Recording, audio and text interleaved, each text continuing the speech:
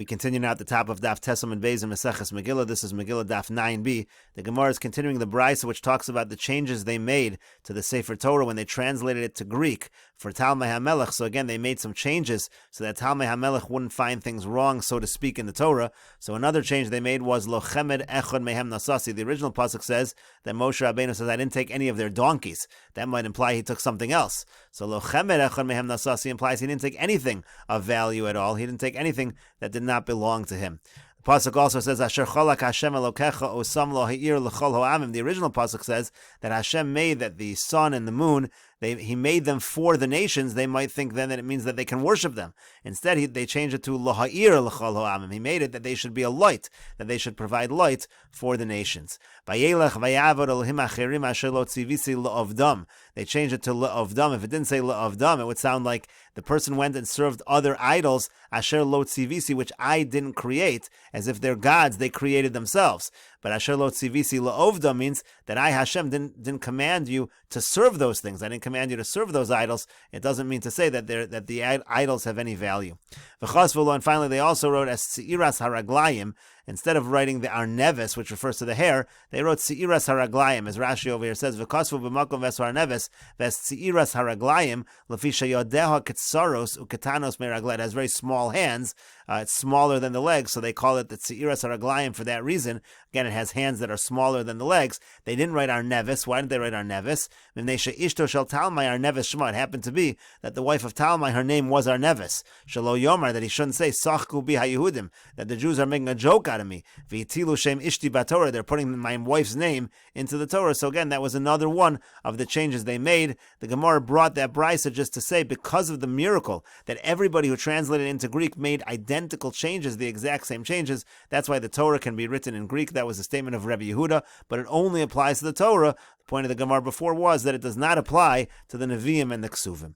And the Gemara continues at the two dots, quoting the Mishnah of Shimon ben Gamliel Omer. Of Shimon ben Gamliel says, Af besvarim lo hitiru sheyichtavu el Yevonis. Even when it comes to Sefer Torah, they only allowed that you can write it in Greek. Amar Rabbi Avo says, Amar Rabbi Yochanan, in the name of Rabbi Yochanan, halacha Rabbi Shimon ben Gamliel. Now, halacha is like Rabbi Shimon ben Gamliel, that again, when it comes to the Sefer Torah, you can't write it in any language, you can only write it in Greek. V'yamar Rabbi Yochanan, and Rabbi Yochanan said, my time of Rabbi Shimon ben Gamliel, what's the reason of Rabbi Shimon ben Gamliel? Amar Kra, because the pasuk says, Yaft Elokim liyefes v'yishkon ba'alei shem, that HaKadosh Baruch Hu enlarged the portion of Yefes, but he dwells in the tents of shame. But we understand the pasuk to mean, Devarav shel Yefes, the words of Yefes, Yiyu ba'alei shem, they will be in the tents of shame, meaning this exact idea that the Sefer Torah can be written in Greek. But the Gemara says, if that's the case, ve'ema Gomer u'Magog, there are other nations that come from Yefes also. Gomer, Magog, all of these languages should be good for the Sefer Torah. So the Gemara says, Amar Rabbi Chia bar Abba, Rabbi Chia bar Abba says, Hainu Taima, this is the reason,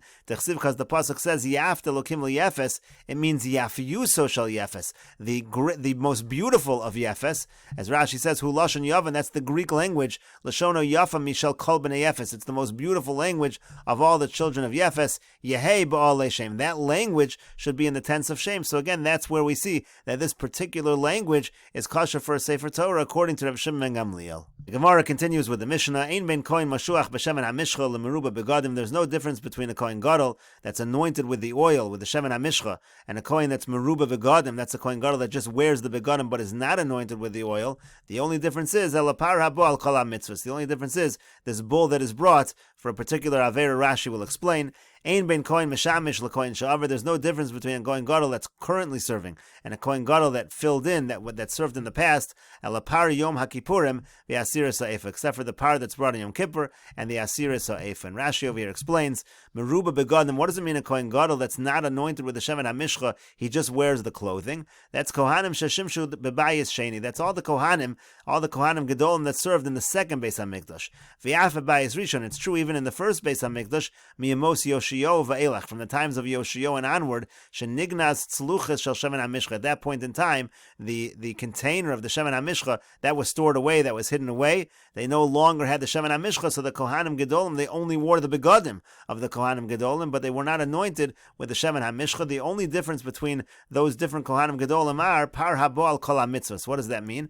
Kohen Mashiach shahora heter bedavar shezidono kares va'asa kahora asa. If you have a kohen gadol who was anointed with the shemen hamishcha and he says that something is permitted, but really it's not. It was a ruling that was false. It's something where the punishment is kares, and he does according to his ruling. So the halach is mevi par. He has to bring this bull. Shenemar imakoin hamashiach yechet ola ashmasam. That only applies if the kohen gadol was anointed with the shemen hamishcha, with that oil. Otherwise, you don't have this halacha.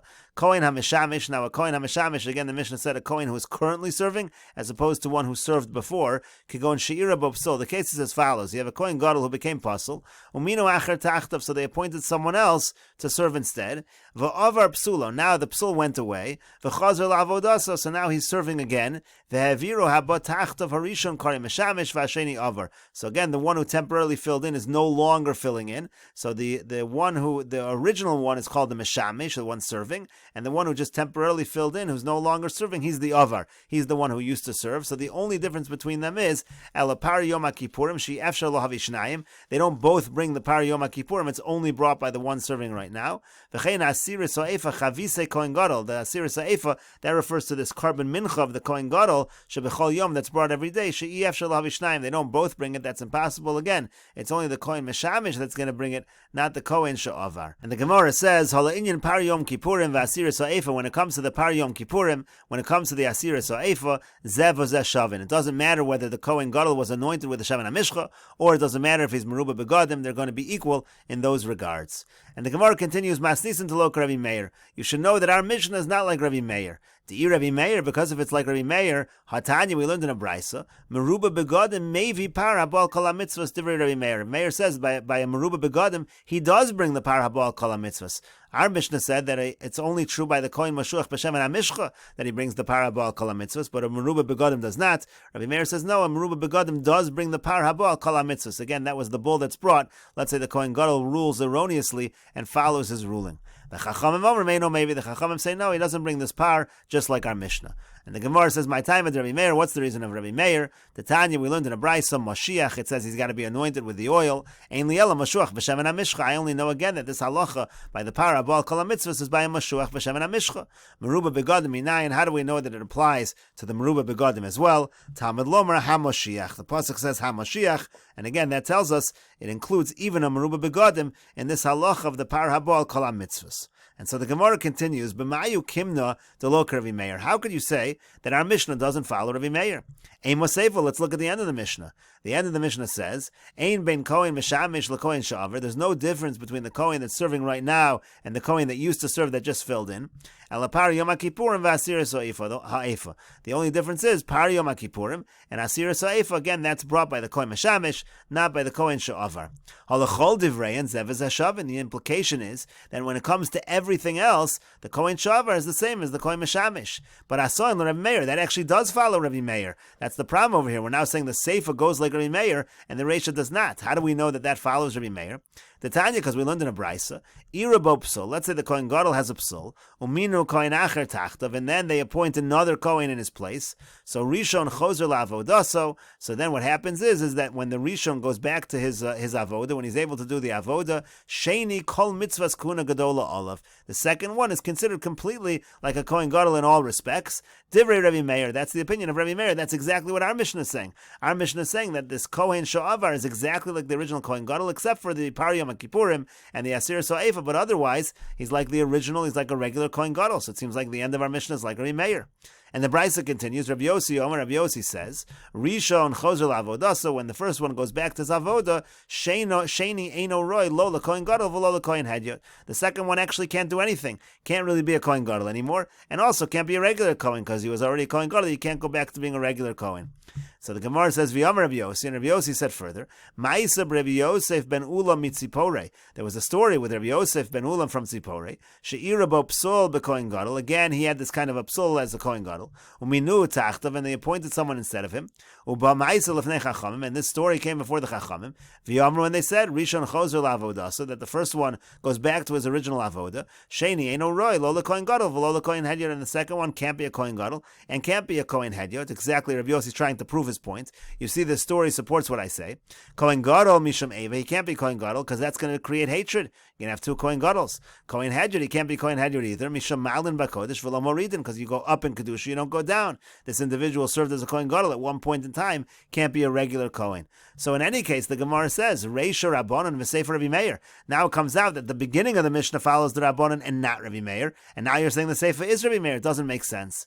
And so the Gemara says, Amar Rav Chisda says, in yes, Reisha Rabbanan v'Sefer Rabbi Meir. The Reisha is only according to the Rabbanan, it does not follow Rabbi Meir, and the Sefer goes like Rabbi Meir. Rav Yosef says Rebbe. Actually, the Mishnah follows the opinion of Rebbe. V'nosiv lo aliba de Tanoim. And he goes according to Tanoim.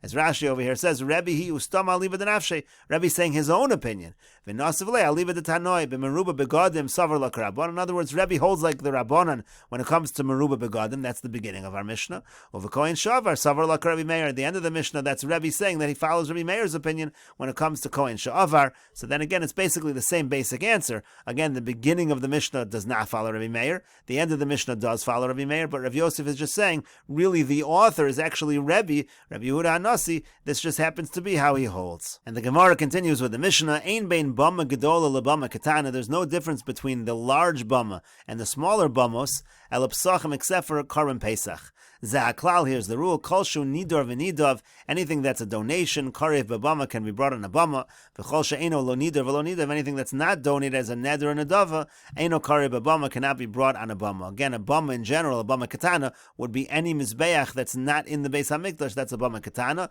Rashi will explain bama gedola in a moment. Rashi over here says, Ein bein bama, ein hefresh, b'shas heter abamos. We're talking about during the time period where you were allowed to have bamos. When there's a Beis HaMikdash, you're not allowed to bring karbonos on these altars outside of the Beis HaMikdash, but there was a time when there was no Beis HaMikdash that you can have a bama. So there was no difference between bama gedola zem mizbeach shel Moshe ba'odo b'nov v'givon. While the Mishkan was traveling to Nov and Givon, so the mizbeach of Moshe was still around. That was called the bama gedola. The bama katana is mizbeach shel yachid. Bama katana refers to just any individual who makes his own mizbeach. Shekal yachid v'yachid osa bama liatzmo. At that time period, during that time period in history, so any individual could make a bama.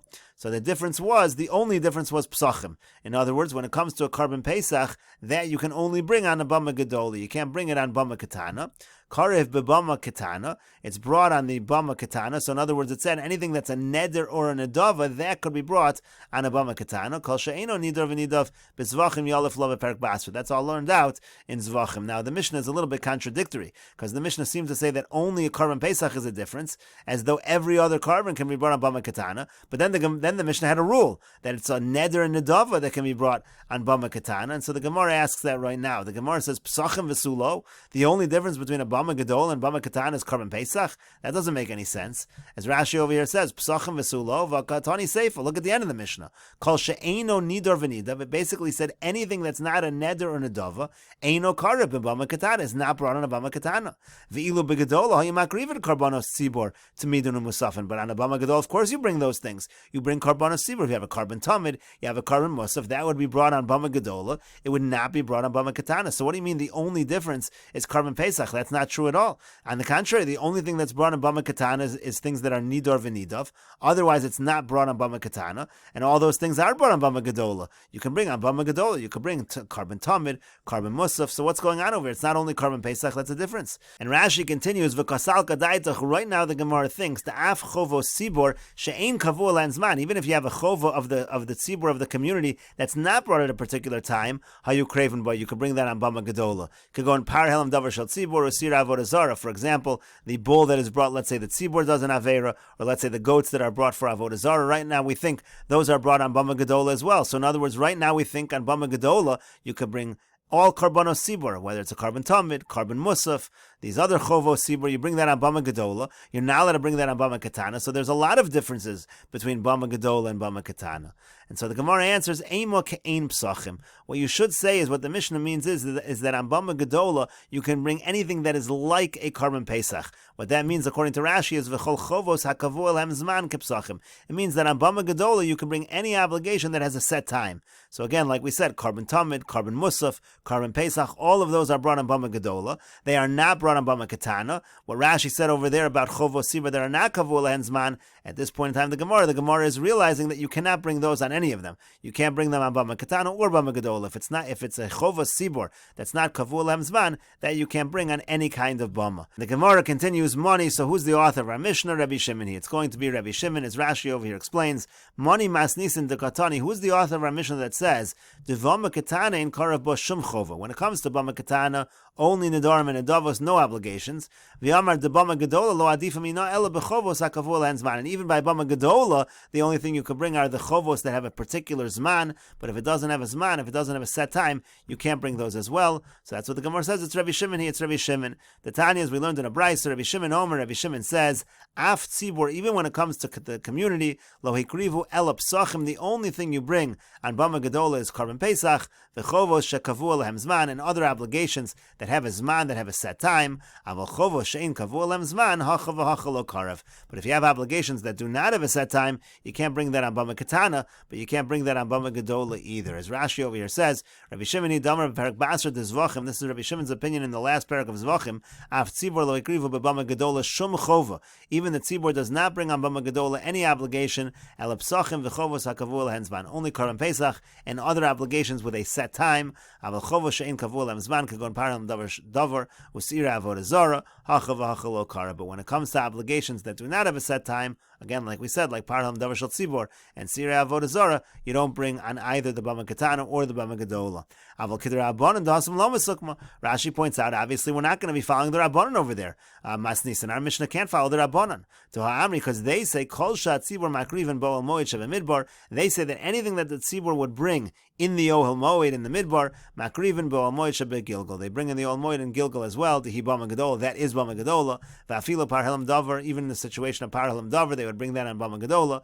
Umasnisin Katani Pesach v'chayotziv. And our Mishnah is not like that, because our Mishnah again says Korban Pesach and things like Korban Pesach, but other items are not brought on Bama Gedola. The Gemara continues with the Mishnah, Ein bein Shiloh l'Yerushalayim. There's no difference between the Mishkan in Shiloh and the Beis HaMikdash in Yerushalayim. Ela shebeshiloh ochlen kachem kalim u'ma'aser sheni b'chol haroah. Except that in Shiloh they would eat kachem kalim, for example, let's say the meat of a Korban Shlamim, or ma'aser sheni. Anywhere where you could see Shiloh, in any area where you could see Shiloh, you'd be allowed to eat these kachim kalim and ma'aser sheni. Of Yerushalayim lefnim and achoma, but in Yerushalayim you had to be within the walls of Yerushalayim to eat the kachim kalim or to eat the ma'aser sheni.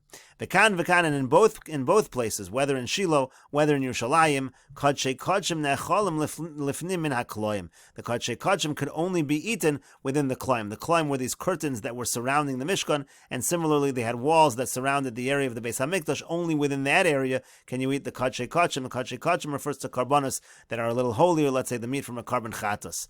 Kedusha Shiloh, the Mishnah continues when it comes to the Kedusha of Shiloh, and we'll continue with this discussion in the next video on Daf Yud Amud Aleph.